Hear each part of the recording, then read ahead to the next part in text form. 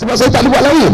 Saya tak ada minum, saya tak ada arak. Saya tak kenal apa arti rasanya orang kata steam ni.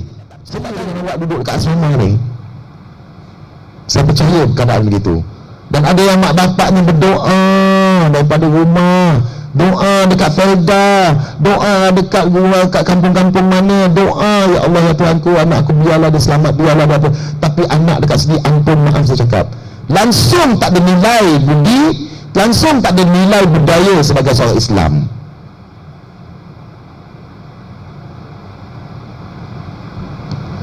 Saya boleh cakap kat sini kerana depan mata saya banyak peristiwa-peristiwa IPTA ni, peristiwa-peristiwa mereka-mereka yang terpelajar ni, banyak dia sangka dia orang dah belajar bagus, dia sangka dia orang dah baik, dia sangka dia orang dah ada ilmu, maka budaya diri tak ada. Ampun maaf, tidak semua, tapi ada di antara mereka. Kenapa ini berlaku? Kerana kurang suntikan keimanan di dalam diri anda semua. Itu masalah kita dapat lihat depan mata kita tontonan yang ada sekarang. Kalau zaman dulu, ini zaman saya, zaman ustaz lagi hebat. Maknanya kan, hebatnya pasal apa? Takut orang perempuan kalau dibawa orang lelaki, orang kampung luar, dia pecah kepala orang lelaki tu. Dulu zaman-zaman kakak saya juga adalah merupakan orang yang tak pernah membawa wanita berjalan, ataupun lebih-lebih lagi nak balik rumah. Tapi zaman sekarang, zaman sosial, zaman sekarang mak bapak pun tak kisah, bawa lah kat rumah daripada kau duduk berdua-duaan, kenalkan dengan mak, apa-apa besok mak senang cari. Jadi yang paling senang, yang paling mudah ada di antaranya begitu. Jadi tolonglah, sebelum saya nak tutup 10 minit, bagi saya dah lebih Ustaz Imam, tapi apa yang saya nak cakapkan dari sini, wahai remaja-remaja yang saya kasihi sekalian, tolonglah value diri anda dulu, sayangi diri anda dulu, lihat diri anda ini, keistimewaan yang ada pada diri anda dahulu, barulah kamu menceritakan dunia lebih luas lagi. Kerana kayu kita itu bukanlah hanya dekat, kayu kita itu kita akan berkayu lama lagi, jauh lagi masanya. Ini pada ketika kamu remaja, kamu membuatkan indah tak indah dengan apa yang ada, masalah-masalah yang ada dalam negara kita ataupun dalam keadaan sekeliling kita atau rumah tangga kita. Tunggu dan lihat apabila anda dijodohkan dan apabila anda dapat anak, macam mana nak pecah pula kepala awak semua sekali ini hingga nak mentadbir anak-anak awak ke arah itu. Jadi tolonglah, sayanglah diri anda. Dan harapan saya dekat sini, agar anak-anak Melayu kita khasnya, supaya anda dah terdedah dan dimasukkan ke dalam Menara Gading ini, hendaklah menilaikan, add value, macam mana untuk nak menjadikan yang terbaik, yang lebih baik lagi. Bukan hanya untuk anda dan juga untuk generasi-generasi dan kaum kerabat anda di dalam keadaan anda pada yang akan datang. Sekian, wallahu a'lam.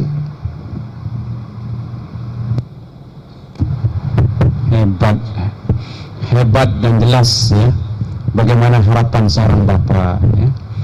Seorang bapa yang inginkan anaknya menjadi anak yang cemerlang, ingin menjadi anak yang saleh dan salehah.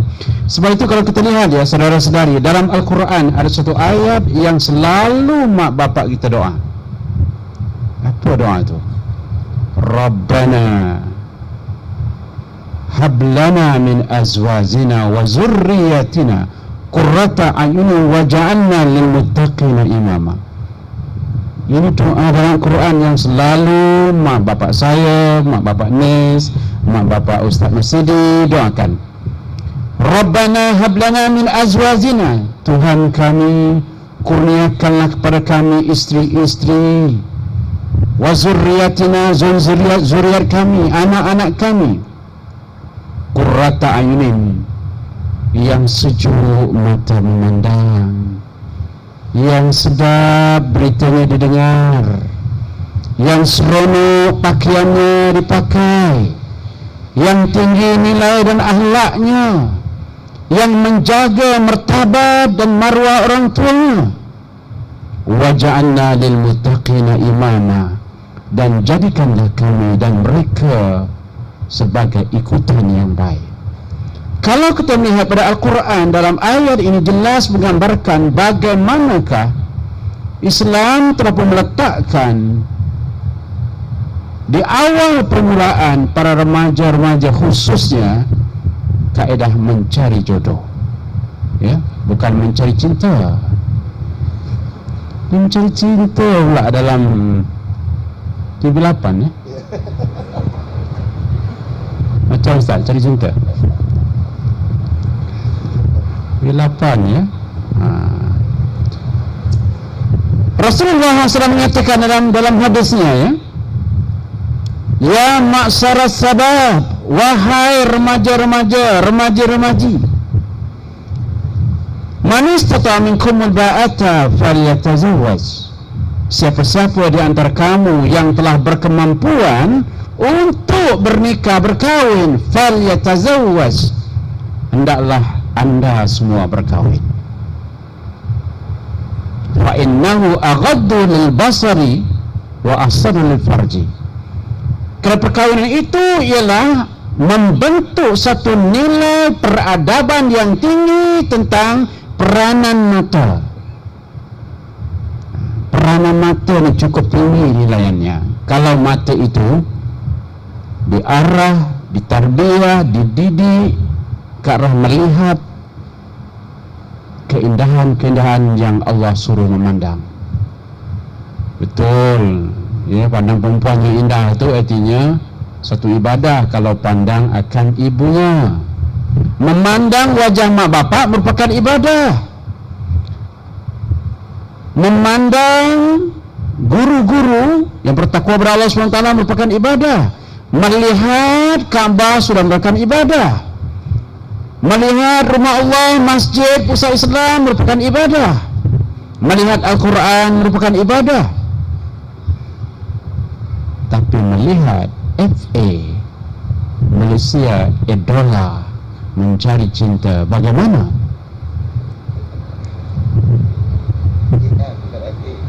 AF, Allah terbalik saya nak. Saya tak biasa tengok lah tu AF tu, mak dia orang kampung, kan. Inilah doa yang dipohon oleh mak bapak kita, ya. Bagi saya lah, pengalaman saya kat universiti luar negeri, memang saya dah tahun 3 naik kahwin dengan isteri saya. Balik ke Malaysia bawa 2 orang cahaya mata, zuriat. Ya.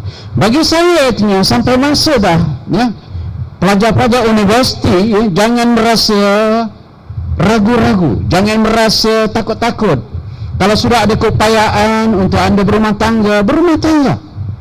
Kerana Rasulullah SAW mengatakan ada salah satu daripada yang perlu dipercepatkan, ialah apabila seorang anak perempuan yang sudah merasa keinginan hendak berumah tangga, yang sudah ada dia punya couple, dia rakannya, dia punya boyfriendnya, girlfriendnya, maka percepatkanlah untuk berkahwin.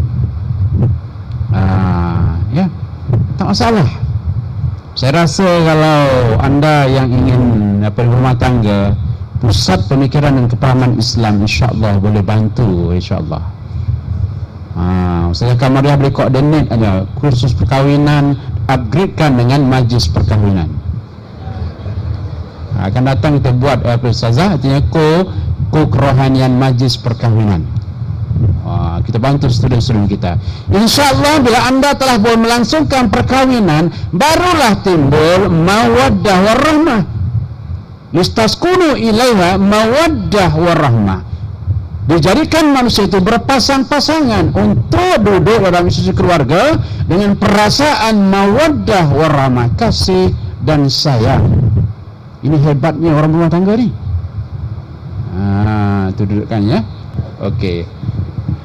Untuk pusingan kali yang kedua ini, saya persilakan kepada mahasiswa dan mahasiswi untuk bertanya soalan atau memberikan pandangan, untuk contribute idea yang baik. Artinya dipersilakan dengan sehormatnya. Para penceramah kita, para panelis kita bersedia untuk memberikan pandangan dan berkongsi pengalaman. Dipersilakan.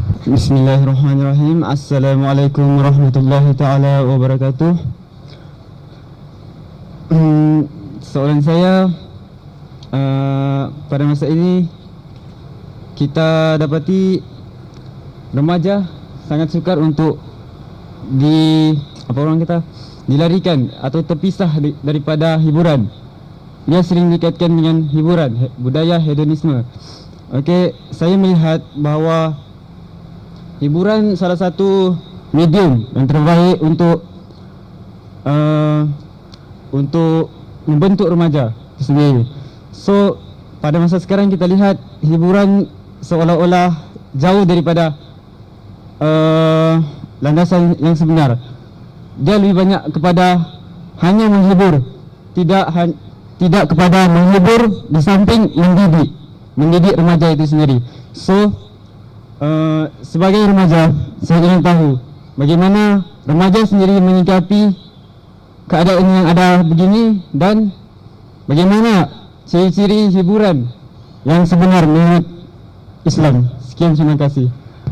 Sebelum itu, nama saya Ridwan bin Sanadi daripada Diploma Statistik semester 3 FTMSK. Sekian. Assalamualaikum warahmatullahi wabarakatuh. Terima kasih Saudara Ridwan. Terima kasih yang amat sangat. Dia telah pun memunculkan dirinya orang pertama yang memberikan pandangan soalannya. Budaya hedonistik adalah suatu budaya yang lebih mengutamakan hiburan, ya. Saya yakin sebenarnya, ya, insyaAllah artinya hiburan ini merupakan suatu yang memang sunatullah, satu fitrah yang memang manusia itu diberi oleh Rasulullah SWT sukakan kepada hiburan.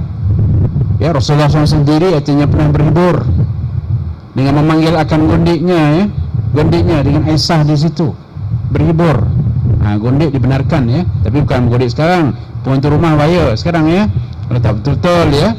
Okey, saya bagi peluang kepada Ustaz Masidi, ya, dalam masa artinya 5 minit artinya untuk memberi pandangan tentang bagaimanakah medium hiburan Ustaz yang disebutkan oleh Saudara Ridwan tadi sebagai salah satu daripada media dakwah sebagai untuk memberikan aspirasi baru kepada para remaja yang ingin hiburan, dan hiburan bagaimanakah yang dibolehkan oleh Islam. Silakan Ustaz.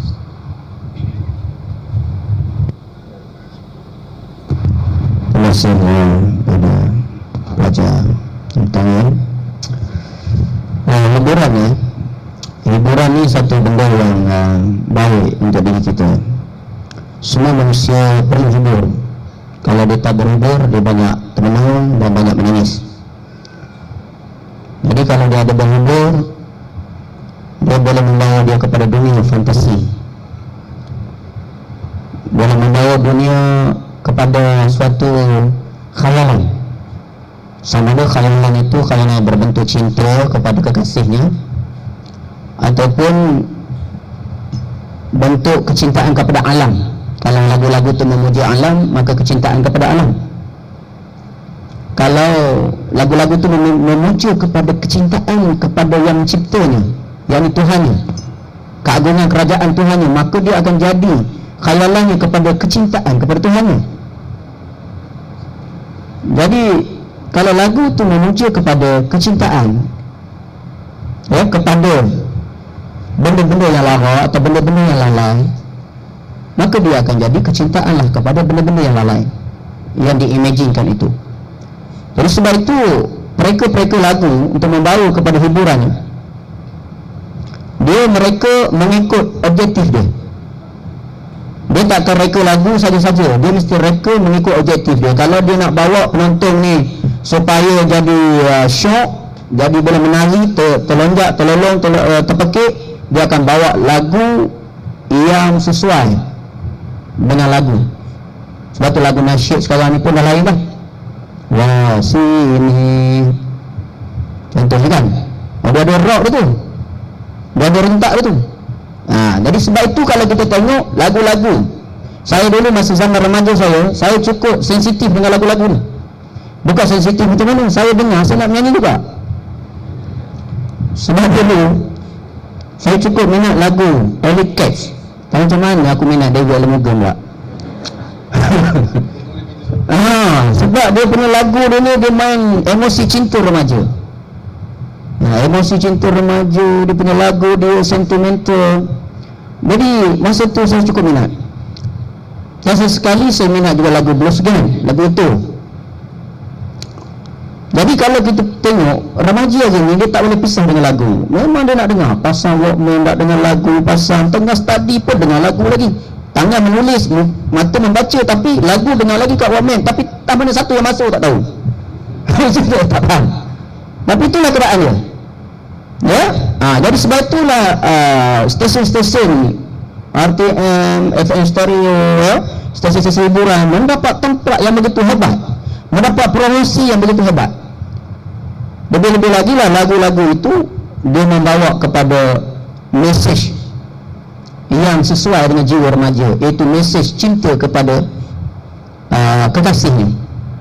Betul kalau tengok cerita Bollywood, ya, kalau tengok cerita Bollywood lah, cerita Shah Rukh Khan, kata Shah Rukh Khan bercinta dengan Kareena Kapoor kan, Kajol kan. Kalau kita tengok cerita Hindustan ni, kita bukan faham sebenarnya. Kau faham ke? Aku tak faham apa benda berberang-berberangan. Tapi kalau tengok dengan, bukan kata remaja, orang tua pun boleh meleleh-leleh mata tu tengok tu, macam faham je. Itu pelik tu. Sebab apa tu? Sebab dia menghayati, bukan menghayati percakapan, tapi menghayati nada. Dia ada nada ni, dia boleh membawa satu rentak. Dia macam dadah juga. Dia punya dia punya melodi tu, dia punya ini melodi. Dia bawa kita ni macam dunia ecstasy juga. Tengok ecstasy. Ecstasy tu kalau kena sebuti kuda tu, kita tak itu menari, boleh menari on the spot. Pasal dia muzik on the spot, dia boleh menari sebab pergi. Ya, sebab dia ada melodi dia. Jadi sebab itu kadang-kadang lagu tu tak berapa sedap, tapi melodi dia sedap, maka jadi sedaplah lagu kan. Jadi sebab itu melodi inilah yang selalu menjadi bahasan para ulama. Kadang-kadang lagu tu bagus, memuji Tuhan dah, tapi dia punya melodi dia macam lagu heavy rock daripada barat. Gudang. Apa benda kau puji Tuhan ni macam nak runtuh. Nampak? Sebab dia banyak.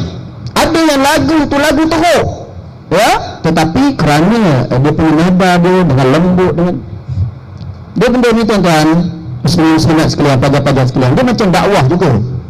Dakwah ni orang-orang kafir, dia tak ada, dia agama dia tak bagus. Orang kafir ni, dia agama dia tak bagus, dia ada barang tak bagus, tapi dia marketing bagus.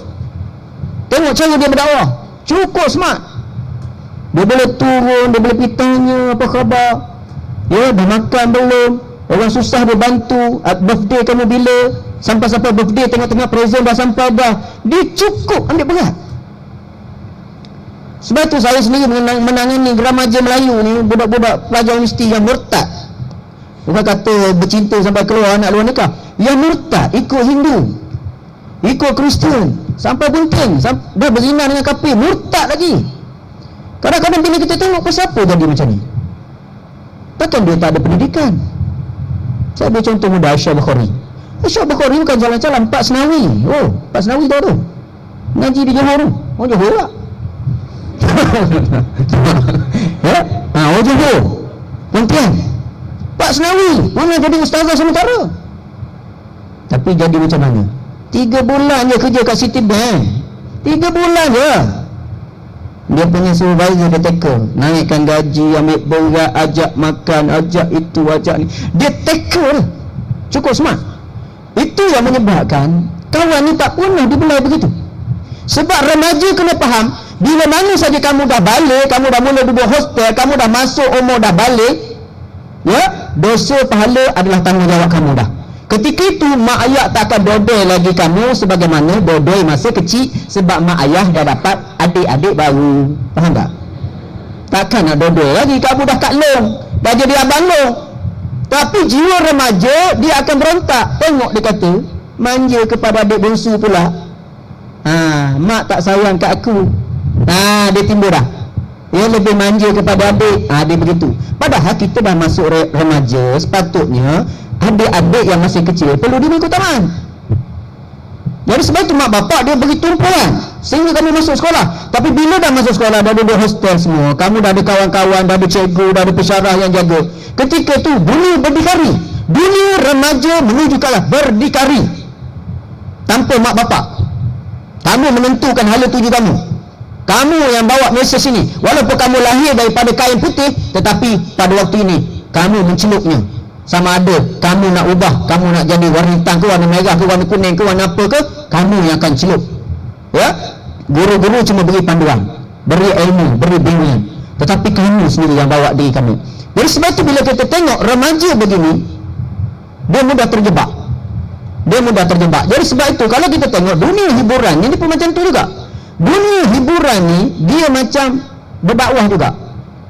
Orang Kristian dia tackle smart. Dia tackle smart. Macam dia tackle Syah Bukhari. Dia bagi duit, dia bagi tu, dia ambil berat itu ni. Lalas Syah Bukhari tengok, ish, masa aku remaja sampai sekarang mak ayah dia sibuk dengan adik, dia tak bolehin aku. Walaupun ayah tu imam. Ya? Walaupun mak ustazah, tapi dia kata mak ayah aku tak sayang aku. Yang ambil berat dengan aku sekarang ni teman lelaki aku. Lynette T. William. Ni budak ni baik ni, Kristian ni baik, dia ambil berat dengan aku, dia bagi present kat aku, dia ambil, dia ajak aku makan, dia belanja makan, buat aku susah, duit tak ada dia bagi. So yang pada waktu itu segala pengorbanan ibu dan ayah, segala pesanan guru, segala pesanan hilang habis semua. Pada waktu itu jumpa teman lelaki ni yang layan dia baik ni, dia rasa itulah orang yang paling dia bangga, yang paling hebat bagi diri dia. Ini jiwa yang mudah melupakan, kacang lupakan kulit, yang mudah melupakan. Baru jumpa, tengok tadi yang gambar yang saya tunjuk tadi, baru jumpa teman lelaki itu, bukan main-main tu. Gambar saya ambil tu di Tasik Cempaka Bandar Baru Bangi. Tahu Tasik Cempaka Bandar Baru Bangi? Tasik Cempaka ni pelajar-pelajar UKM tu, jangan main. Saya ada pernah beri teguran nasihat pada pelajar UKM, pakai tudung, pakai pelajar Islam, memalukan sungguh. Bila kita tegur tu, buat apa buat maksiat macam ni? Dia kata, Ustaz, saya nak beritahu Ustaz dia. Ustaz, saya bukan malaikat, saya orang, saya ada nafsu. Ya, saya kata kalau ada awak ada nafsu, kahwin dengan cara elok, jangan buat macam ni, malu. Kamu fakulti Islam, bakal jadi ustaz, bakal jadi ustaz tak? Ustaz macam ni, firman Allah Ta'ala. Siap firman Allah Ta'ala tu, jangan main-main. Firman Allah Ta'ala, la ikraha fid din. Tiada paksaan dalam agama. Ustaz tak boleh paksa saya. Jangan main-main.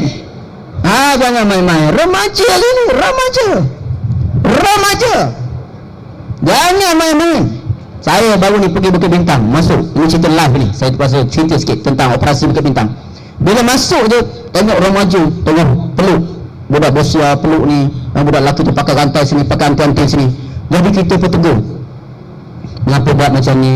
Ini bukan muhrim kamu, jangan buat benda ni, berdosa, tak bagus. Sukarelawan kita tegur. Dia pun cakap, betul lah dia orang Kelantan. Amo nak royak kat demo, ambo lah Kelantan. Amo nak royak kat demo, ambo ngaji pondok. Ni gambar kitanya, dia ambil dalam beg tu, ditunjuk gambar. Dia pakai serban, pakai jubah, cukup cantik. Ambo ngaji kat Pasir Mah. Dia kata Pasir Mah, tak ada orang Pasir Mah ni. Pasir Mah dia kata, ambo ngaji kat pondok Lubuk Tapah, dia kata. Siap sebut lagi tu guru. Malu sungguh, tapi berantai sini. Dan saya kata, kalau dah ngaji pondok, buat apa macam ni? Kenapa jadi macam ni? Dia kata apa? Dia jawab, dia kata, nak cerita agama ni kat pondok, kat masjid, kat surau. Kat Bukit Bintang ni mana ada pondok? Kat Bukit Bintang ni mana ada surau, mana ada masjid. Yang kat Bukit Bintang ni ada bersiah, ada Allah, ada dada. Inilah tempat kita ni. Dia kata, di mana bumi dipijak, di situlah langit dijunjung. Ini hebat ni macam mana? Kita betul menang ni buat ni. Jangan mana dia kata.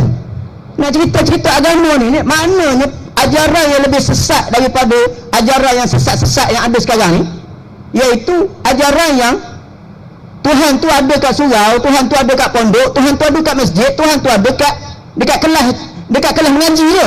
Bila sampai kat luar sana, Tuhan dah cuti, Tuhan dah tak ada, malaikat dah cuti, malaikat dah tak ada lah. Tu kena faham. Itulah dia realiti remaja gini. Tuhan tu ada hanya pada waktu mengaji saja. Ini yang terjadi. Sebab tu saya kata ajaran ni cukup bahaya yang melanda pada remaja kita. Ajaran ni lebih sesat daripada ayat pin sebenarnya. Sebab Yapin tak ramai pengikut dia, tapi ajaran yang begini ramai sangat remaja yang mengikut. Bukan 1,000, 2,000 orang, mungkin pergi berjuta. Ini yang menakutkan kita.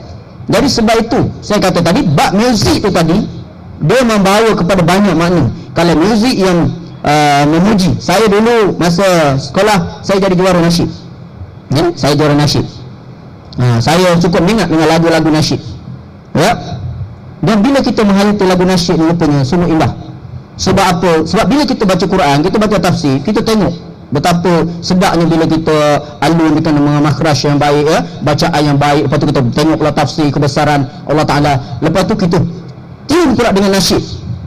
Nasyid ni dia ada tuning seperti kawat dengan seni bela diri.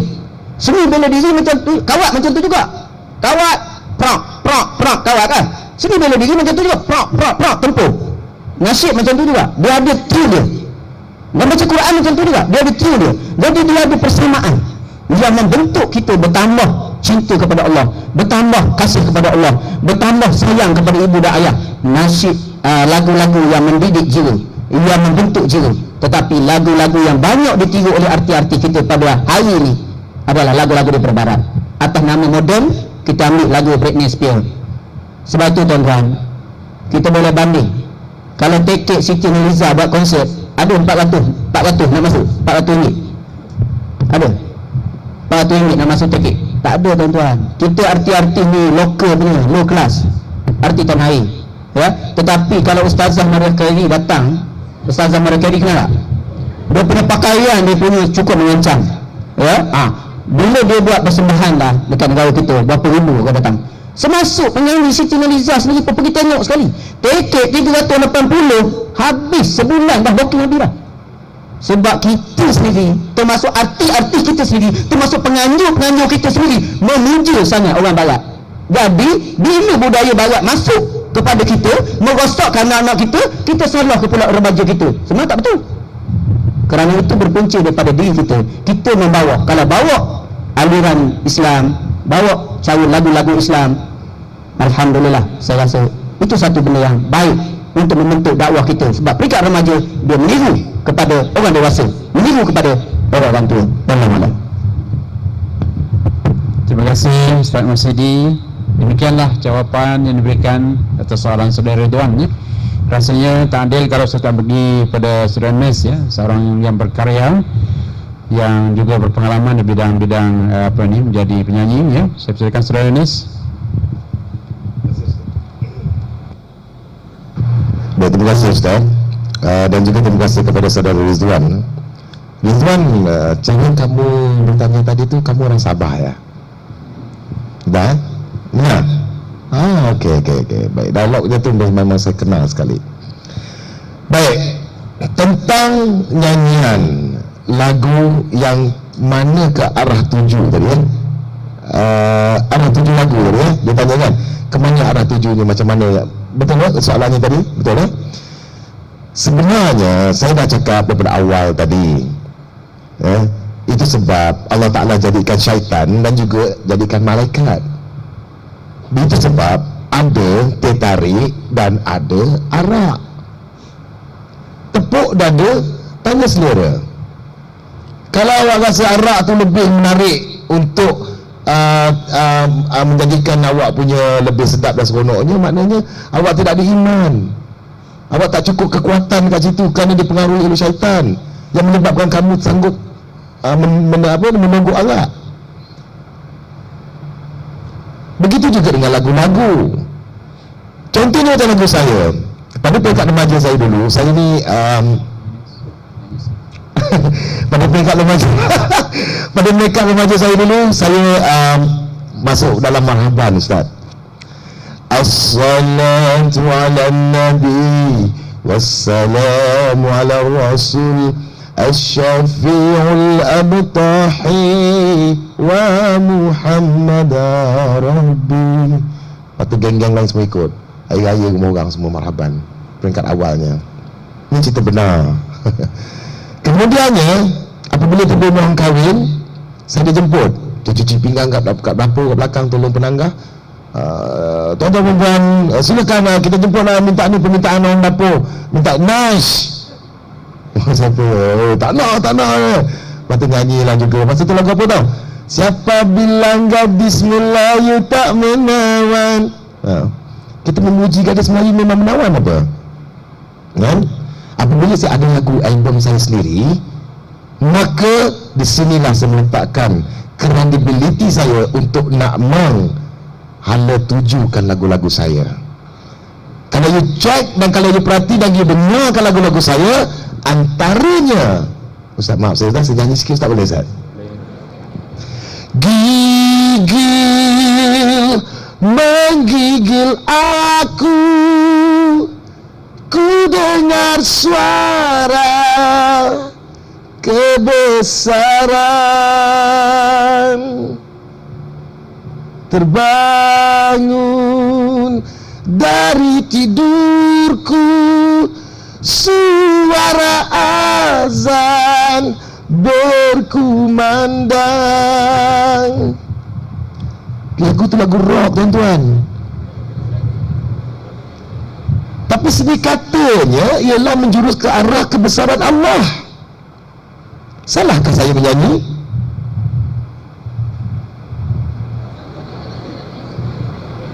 Tuhan sengaja menduga kita, di mana kesabaran manusia. Dia suruh kita sabar kat situ. Lirik-lirik yang baik, lirik yang diutuskan kepada kita adalah lirik yang baik. Janganlah dengar lirik yang hak tanpa benda lagi yang saya tak faham, yang saya tak tahu. Jadi soalannya sekarang ni, pilihan yang tepat. Benda ada. Kalau kamu juga tak dapat nak menilaikan macam mana nak pisahkan lagu dia semua sekali, susahlah nak cakap macam mana. Kalau boleh diizinkan kita, saya diizinkan satu persatu ni, saya nak datang ni, tolonglah, janganlah, dengarlah lagu ni, dengar lagu macam ni. Banyak. Bukan hanya pada lagu-lagu Raihan dan Nasyid saja, bukan Hijaz saja, bukan Hijaz saja atau Rabbani. Lagu Nas pun ada. Lagu baik semuanya tuan-tuan. Saya rasa saya tak pernah nyanyi macam lagu memuji-muji, macam lagu Jamal Abdillah contohnya, kan? Malam menanti siang, siang menanti malam, ceritalah lebih kurang lagu dia. Lagu itu adalah merupakan lagu yang ditulis oleh S. Amin Shahab. Tasawufnya cuma tinggi. Lagu itu adalah merupakan lagu yang memujikan cinta kekasih awana itu adalah kepada Allah Subhanahu Wa Taala. Kalau you all nak tahu, penulis lirik kita semua hebat-hebat kebanyakannya. Jarang ada penulis lirik yang ada dekat sini dalam Melaya ni yang dituliskan oleh perkataan-perkataan lucah dan sebagainya. Ada tapi jarang. Sindiran banyak.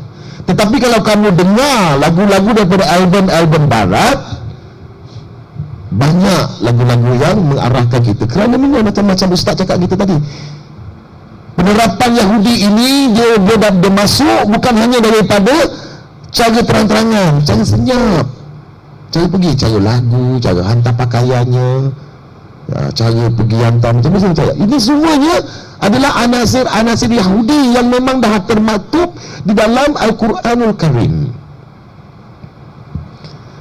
Jadi kalau saya bukan kata nak kata orang tu nak menegakkan ataupun nak menjadi perisai kepada artis-artis negara kita. Sebenarnya artis-artis negara kita alhamdulillah terbentuk. Ada di antaranya cuma segelintir di antaranya yang kurang dapat bentukan sebab tak ada iman, tak ada ilmu. Kalau ia pun ada iman dan ilmu, dia tidak menggunakan iman dan ilmu yang ada pada dirinya. Rugi apabila kita ni dilahirkan sebagai seorang umat Islam yang dah dijanjikan syurga oleh Allah Ta'ala kepada kita, maka kita pilih pula neraka, kita pilih pula seksaan. Maka amatlah rugi. Oleh itu, hendaklah kita mendekatkan diri kita dengan kesenangan-kesenangan yang ada. Saya cakap terus terang, walaupun saya terdedah dengan lagu-lagu dan sebagainya, tapi saya cukup suka untuk datang ke majlis-majlis ilmu yang tu. I'm not hypocrite. Honestly speaking, saya secara peribadi saya suka, sebab saya adalah sifat manusia yang ingin belajar. Sebab saya nak jadikan orang tua saya itu idola saya, kerana they are memang very loving couple. I'm telling you, arwah mak bapak saya. Subuh je dengar enjin buruk kereta bapak saya, kereta Mazda dia buruk tau, kereta Mazda dia. Tapi kalau ada enjin start pagi, tahulah macam ni kereta batuk macam dia kan. Pagi lama nak start enjin dia pasal kereta buruk. Saya dengar, ya Allah, ganggunya nak tidur. That is the first time. Tapi dia pergi ke surau, dia pergi ke masjid every day tau dengan mak saya. Is it? Lepas tu balik daripada masjid, dia pergi ke Zuhur pun di surau. Honestly speaking, asal saja kadang-kadang dia dekat rumah, tapi most of the time setelah pencen mak saya, dia pergi ke surau dan maghrib. Saya dulu nak bonceng bapak saya basikal dulu, jadi Bilal kat surau dekat kampung saya. Terus-terang saya cakap, jadinya apabila benda-benda yang macam ni berlaku dalam hidup kita sehariannya, kita rasa macam nikmat. Itu sebab hari macam besok dia nak raya haji, ibu saya meninggal dunia. Alhamdulillah, saya cakap memang keliling semua anak-anak dan cucu dia, semua keliling. Dalam arti kata lain, dalam zahirnya saya, batin wallahu alam, zahirnya saya rasa arwah mak saya itu, syaitan nak masuk, nak celah pun tak ada tak ada tempat. Sebab apa? Sebab arwah mak saya lah mendidik anak-anak dan cucunya membaca Al-Quran, macam mana cara nak baca, macam mana dalam sembahyang yang benar, yang betul, sebutan yang betul. Ini yang ada kita sembahyang macam celup.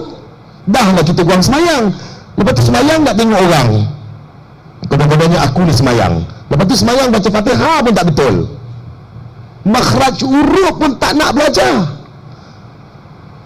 Jadi macam mana kamu nak bangga dengan kelahiran kamu dalam Islam?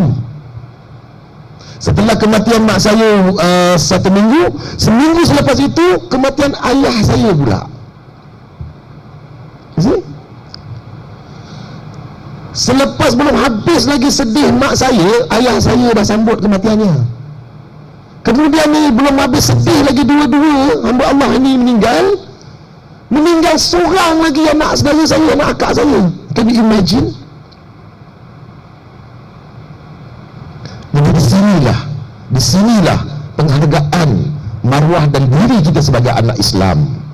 Kalau kita tak dididik sebagai orang Islam yang sejati sebenarnya, sekurang-kurangnya pada peringkat awal remaja ini, dekat-dekatkanlah diri kita. Kalau kita tak tahu nak ekstrim sangat pasal agama pun susah juga. Sebab kita tahu jangan tepuk tengah.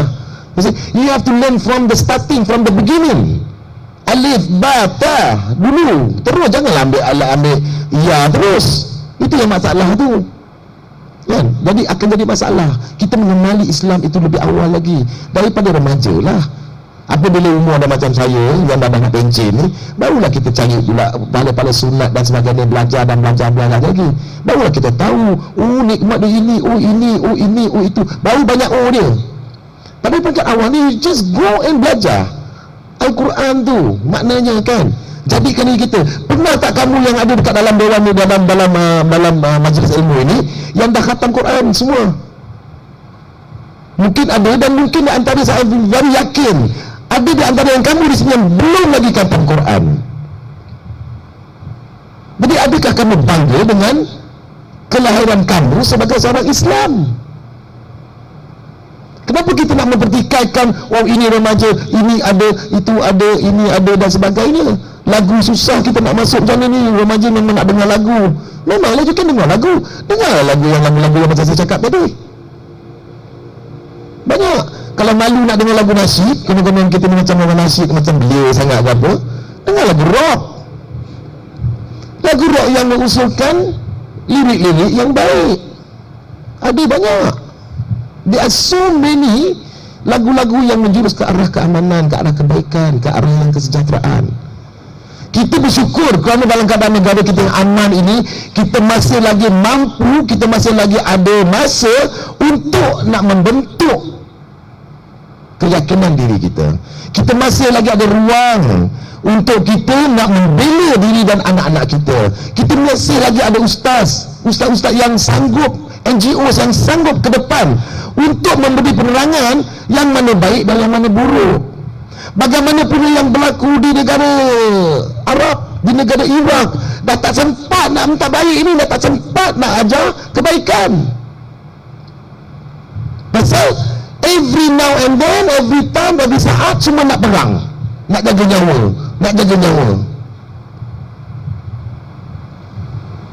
Jadi kita seharusnya bersyukur, wahai remaja yang kusayangi, bersyukur kerana dengan keamanan yang ada ini, kita masih lagi ada orang-orang yang ingin menyadarkan kita. Begitu juga dengan saya bersyukur kerana pada ketika ini ada orang, dan alhamdulillah saya amat berbangga dan bersyukur sekali anak saya mengajar saya pula sekarang. Kadang-kadang saya pun terlajak juga kan, bila dah balik penat terlajak. Macam malam ni malam Jumaat, rutin saya malam Jumaat. Ini saya cakap ni bukan kerana saya nak bangga diri saya sangat nak takbur, demi Allah, tidak. Rutin saya setiap malam Jumaat saya berkumpul dengan anak-anak saya, membaca Yasin, sedekahkan Fatihah kepada atuk dia, mana mak saya, bapak saya, dan orang-orang yang dah meninggal yang rapat dengan kami semua, walaupun kawan-kawan saya. Begitu juga dengan anak yatim yang saya bela ni, mak dia Cina, bapak dia Negro. Okey, mak dia meninggal. Saya sedekahkan Fatihah untuk mak dia juga, ajar pada anak dia ni, cakap dengan dia. Kita berkumpul ramai-ramai every Khamis malam Jumaat without fail. Macam malam ni saya dekat sini, saya suruh anak saya lead bawa. Alhamdulillah anak saya boleh. Satu masa tu saya macam terleka tengok TV. Kadang-kadang TV ni pun besar dia punya ni juga kan. Ada satu cerita Indonesia yang baru ni, komai lagi. Saya geram tengok yang jahat tu. Apa nama cerita saya tak tahu Ustaz. Tadi saya terleka lah bang dah masuk. Anak saya macam mana? Pa, dah lupa ke? Tak semayang? Anak saya cakap betul. Saya kata and then satu lagi subuh. Apabila saya balik pukul 2, pukul 3 pagi kan, saya kadang-kadang saya mengaku saya terlajak. Anak saya memang bangun pukul 6 pagi sebab dia sekolah kan. Jadinya alhamdulillah anak angkat saya yang bapak dia Negro, mak dia Cina, setakat sampai hari ini saya belum nampak lagi dia tinggalkan satu pun waktu sembahyang dia. Pagi-pagi dia kejut saya, Papa bangun. Papa sembahyang. Anak saya pula kadang-kadang saya malu anak saya. Pasal apa? Saya balik kadang-kadang daripada Seremban, daripada Melaka, daripada balik sampai rumah pukul 3 ke 4 pagi. Dan besok, sebab kalau dulu saya tak balik, dulu saya tidur kat hotel terus. Sekarang saya kena balik sebab I have to send my children untuk sekolah. Dah sampai rumah pukul 3 ke 4 pagi, nak bangun pukul 5 pun, ya Allah, macam itu. Anaklah kejut. Tapi bila anak sahabat kita tak semayang, kita malu tak? Sedangkan kita bantai dia, you tak semayang. Ini yang dia pengalaman saya. Jadi saya bersyukur kerana Allah Ta'ala menggerakkan hati anak saya untuk kejut saya dan untuk menegur saya kalau saya tak semayang. Adakah itu satu benda yang mendatangkan faedah kepada diri saya sendiri? Saya kata memang betul, memang benar. Alhamdulillah. Jadi tuan-tuan dan puan, saya rasa masa pernah lebih dah cukup, dan jadikanlah iktibar ini sebagai satu cerita kita yang dapat kita kongsi bersama. Mudah-mudahan yang baik itu amatlah kita perlukan, dan yang kekurangan itu macam saya sendiri, yang baik itu datangnya daripada Allah Subhanahu Wa Taala, yang kekurangan itu datang daripada diri saya sendiri. Kalau sekiranya terdapat kesilapan dan kesalahan saya, maafkan saya. Sekian, wabillahi taufiq wal hidayah. Wassalamualaikum warahmatullahi wabarakatuh. Demikianlah saudara dan saudari, para mahasiswa dan mahasiswi, kita dah sampai ke peringkat kemuncak daripada perbincangan tadi. Secara umumnya saya dapat melihat program ini adalah program yang amat berjaya. Tidak ada seorang pun yang duduk atas bangku yang berdiri keluar. Saya tengok seorang-seorang alhamdulillah istiqamah, ya. Amantu billah summa istaqim, kata Rasulullah. Kita beriman kepada Allah SWT untuk berada dalam majlis ilmu yang Yahya bin Mu'az mengatakan pada sahabat-sahabatnya, ayuhal ashabi hayya bina nu'min sa'ah, wahai sahabat-sahabatku, marilah kemari kita beriman kepada Allah SWT dalam satu saat, 1 minit, artinya berada dalam majlis ilmu. Mudah-mudahan perbincangan pada awal dan akhir akan dapat jadikan suatu pemerkasaan kepada para remaja, khususnya para remaja pada hari ini dan umumnya kepada negara kita Malaysia.